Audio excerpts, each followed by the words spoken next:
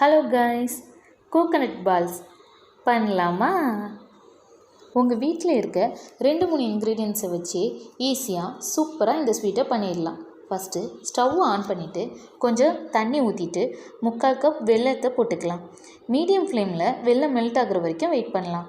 வெல்லம் மெல்ட் ஆனதுக்கப்புறம் அதை ஃபில்டர் பண்ணுங்கள். ஏதாவது தூசி இருந்துச்சுன்னா ரிமூவ் ஆகிடும். ஃபில்டர் பண்ண சிரப்பை இன்னொரு பேனில் மாற்றிக்கலாம். ஸ்டிக்கி கன்சிஸ்டன்சி வர வரைக்கும் பாயில் பண்ணுவோம். ரொம்ப திக்காகிடக்கூடாது. இப்போ 1 கப் துருவின தேங்காவை ஆட் பண்ணுவோம். நல்லா மிக்ஸ் பண்ணிக்கலாம். சிரப்பில் கோகனட் நல்லா அப்சர்வ் ஆகணும். மிக்சர் செமி ட்ரை ஆகிற வரைக்கும் மிக்ஸ் பண்ணிக்கலாம். 5 to 7 மினிட்ஸ் ஆகும்.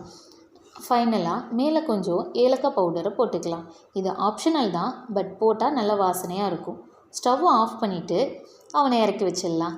கொஞ்சம் ஆறுனதுக்கப்புறம் கையில் கீ அப்ளை பண்ணிவிட்டு சின்ன சின்ன பால்ஸாக உருட்டிக்கலாம். அவ்வளோதான், கோகனட் பால்ஸ் ரெடி.